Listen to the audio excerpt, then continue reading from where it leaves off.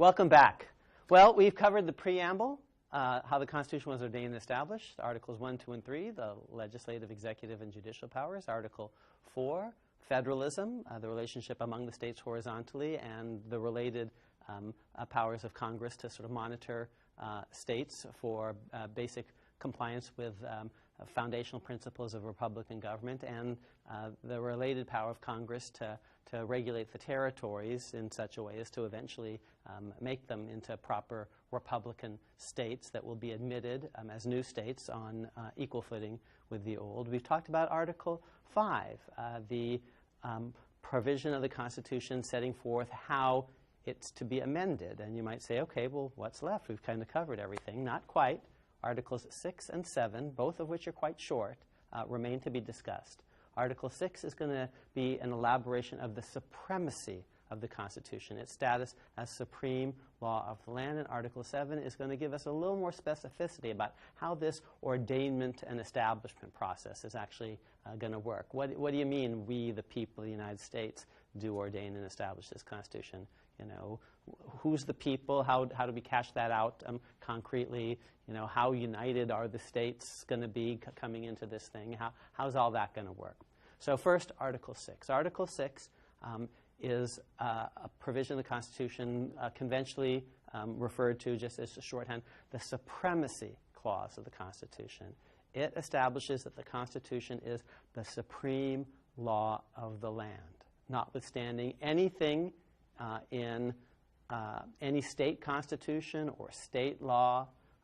It's supreme over federal statutes. It's supreme over federal treaties. It's supreme over all forms of state law, state constitutional law, state statutory law, judge-made law. And, in fact, judges, both of the federal government and of the states, are oath-bound to treat the Constitution as supreme law of the land, as are other officials, state and federal, the president, the Congress, cabinet officers, state executive and legislative officers. So this is the supreme law of the land that every official, really, state and federal, is oath-bound to recognize as such. Now, a few things about that. One, the Articles of Confederation said nothing of the sort. They never described themselves as law, much less supreme law, much less supreme law that state judges had to respect even over state constitutions.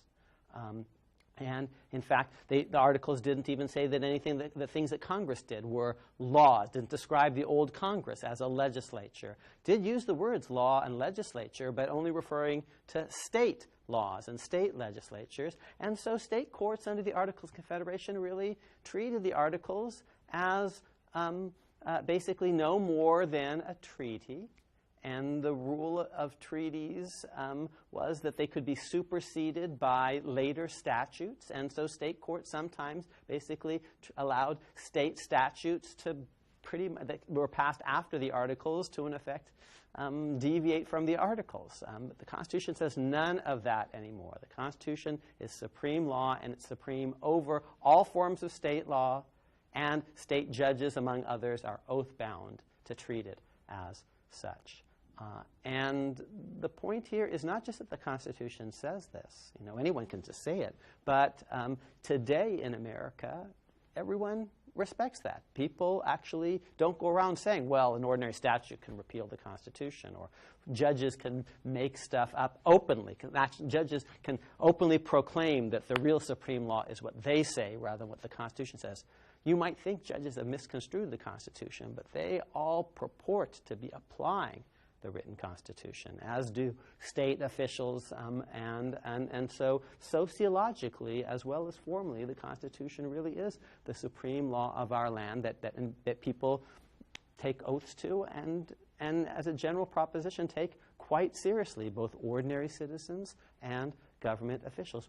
Now the question is, why is it the supreme law of the land? Okay, it says so, professor, and okay, everyone seems to accept that today. It wasn't quite true in the 1860s with the Civil War, but today they seem to accept this. Well, why? Why should it be the supreme law of the land? Why should stuff that happened 200 years ago be more important than a statute adopted tomorrow by the House and the Senate and signed by the President? Isn't that statute today in the here and adopted today in the here and now, why shouldn't that be the supreme law of the land, trumping something that a bunch of old white dead guys agreed to 200 years ago? And I think the answer is that the Constitution is the supreme law of the land because actually in some very real ways it's got a deeper democratic foundation. It's higher because it's deeper. It comes from the people themselves. Remember, at the time of the Constitution, people who, in fact, might not be eligible to vote for state legislatures, might not be eligible to vote for Congress, got to vote on the Constitution itself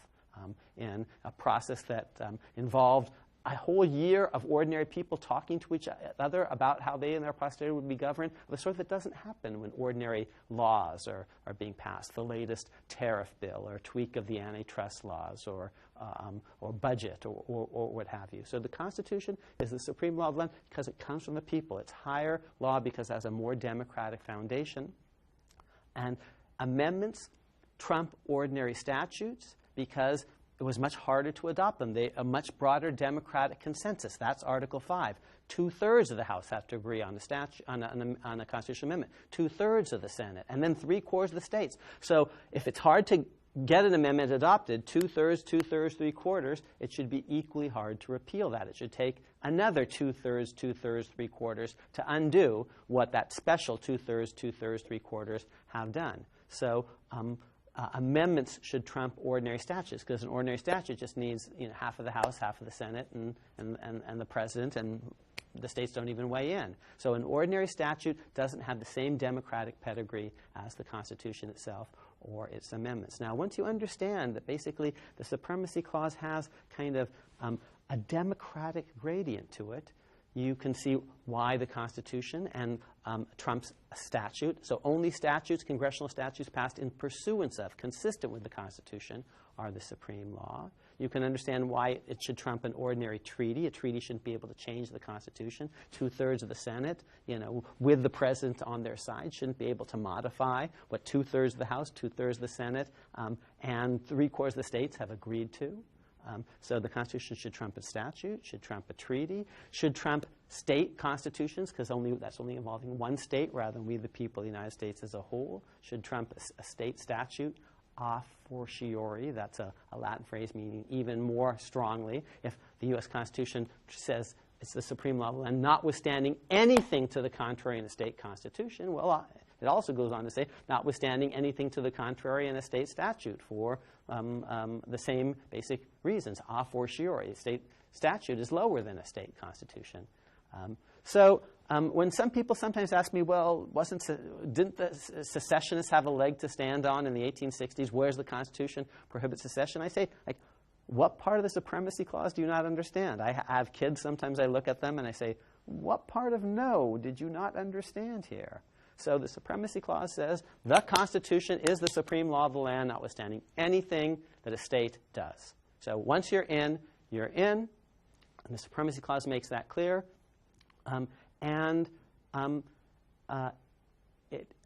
It's going to turn out, Article 7, that you don't have to join the thing.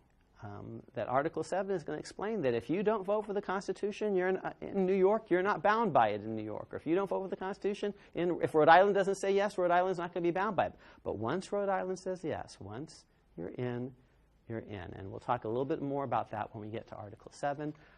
One more feature of Article 6 that I wanted to highlight for you is, the Constitution is the highest law because it's most democratic along with its amendments. Then come federal statutes that are in conformity with the Constitution because they're passed by a continental body, not quite as democratically participatory as the amendment process, as the ordainment and establishment process, but next best.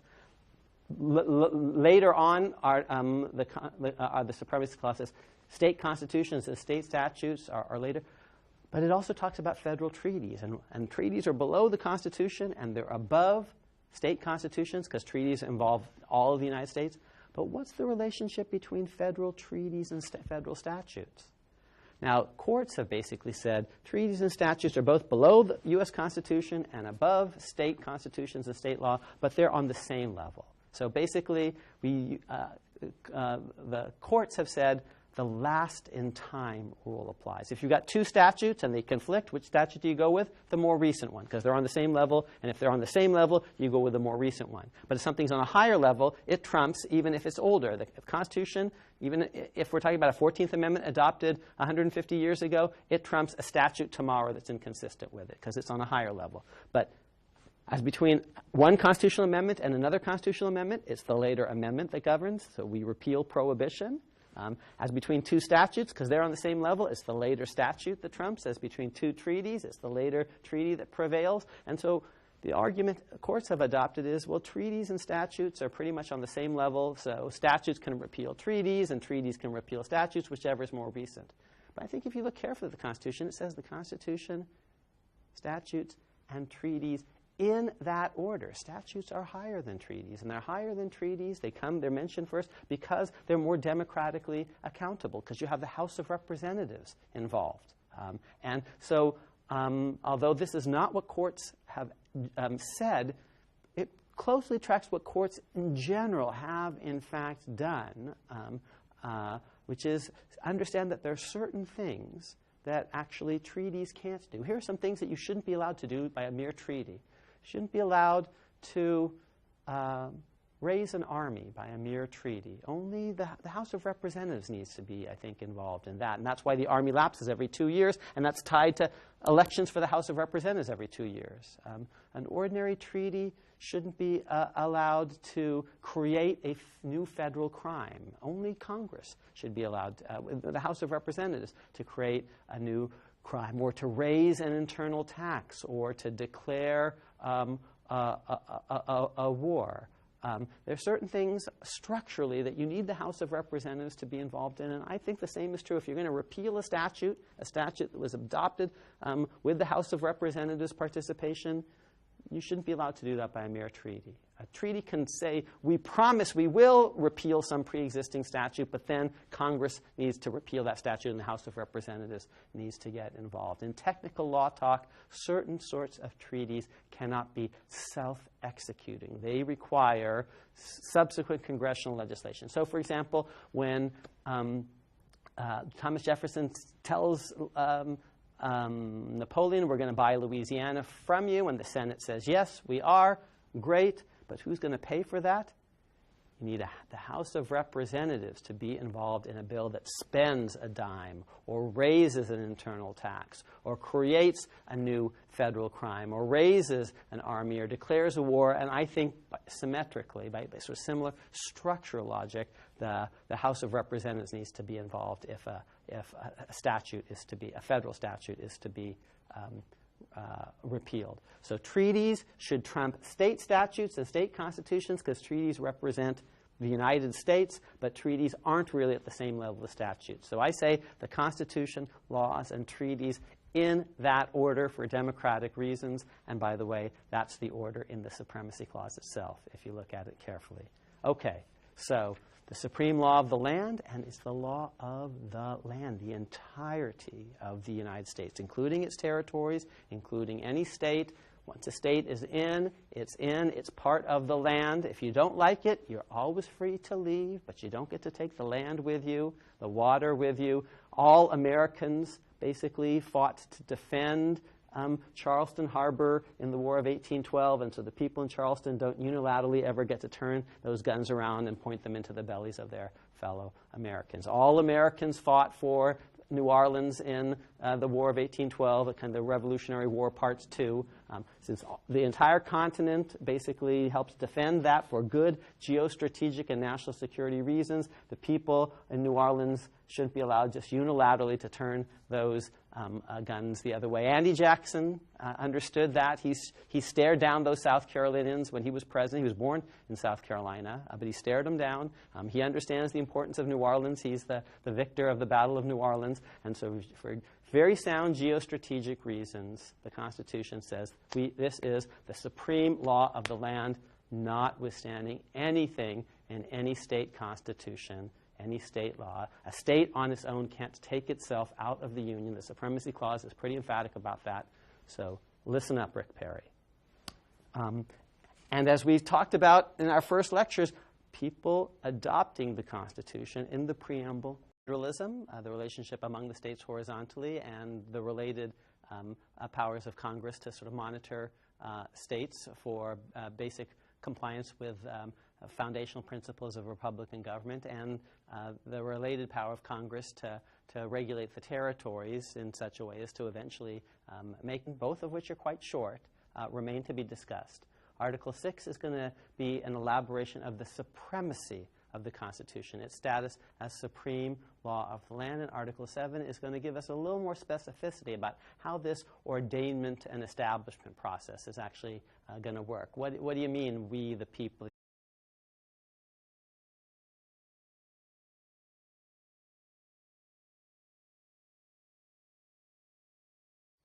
Welcome back.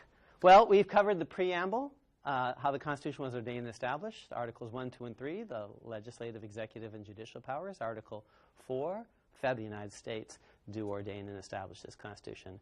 You know, who's the people? How do we cash that out concretely? You know, how united are the states going to be coming into this thing? How's all that going to work?